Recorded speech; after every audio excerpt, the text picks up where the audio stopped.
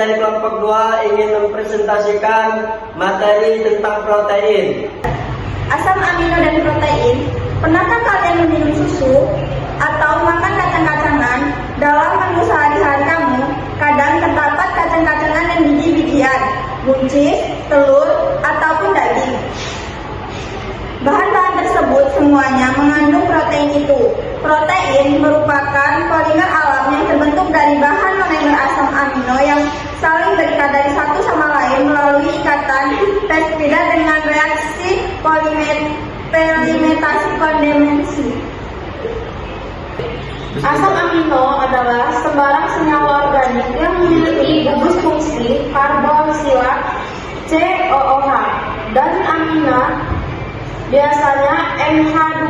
Dalam bentuk larutan, asam amino bersifat amphoteric, cenderung menjadi asam pada larutan basah dan menjadi basah pada larutan asam.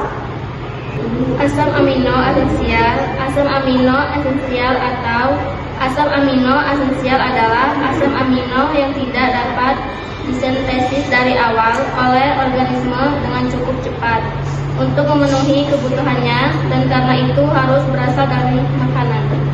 Asam amino non-esensial adalah asam amino yang bisa dibuat dalam tubuh dengan menggunakan asam organik biasa seperti alanine, arginine, serine, seikorine, glycine, proline, norbucine, triiosine, citrulline, dan asam asparagin.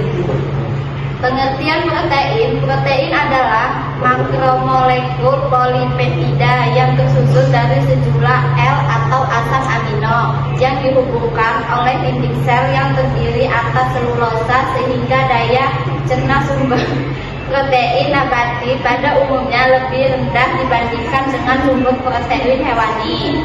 Fungsi protein menyediakan bahan yang penting perannya untuk pertumbuhan dan pemeliharaan jaringan tubuh. Protein bekerja sebagai pengatur kelangsungan di dalam tubuh, memberikan tenaga jika perlunya tidak dapat dipenuhi oleh karbohidrat dan lemak. Karakteristik protein. Salah satu karakteristik protein adalah mampu memicu sekresi insulin tanpa meningkatkan glukosa darah. Hal ini dapat terjadi karena sekresi insulin yang dipicu oleh adanya protein relatif lebih lemah jika dibandingkan dengan karbohidrat. Selain itu, proses pencernaan protein juga dapat memicu pelepasan hormon kolesistokinin yang dapat meningkatkan rasa kenyang. Oleh karena itu, protein merupakan makronutrien yang memiliki efek rasa kenyang yang lebih lama dibandingkan dengan karbohidrat dan lemak.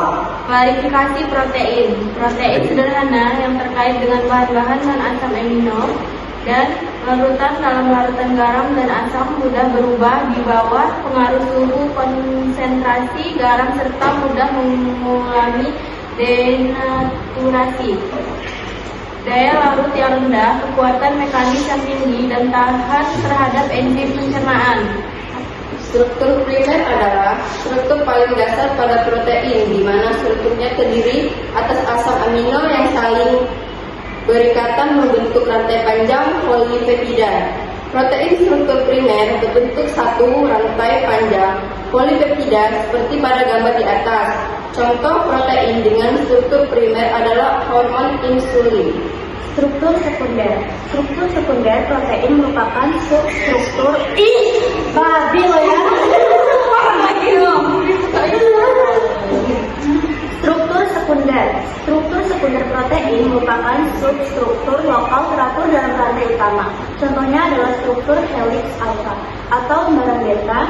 Struktur tersier protein adalah struktur tiga dimensi yang dibentuk dari struktur sekunder yang melipat bersama. Struktur tersier itu bentuk akibat berbagai interaksi di dalam rantai polipeptida yang menghasilkan energi rendah. Struktur tersier protein merupakan pengatur buang dari rantai polipeptida linear dengan struktur sekunder yang berlipat dan membentuk struktur tiga dimensi.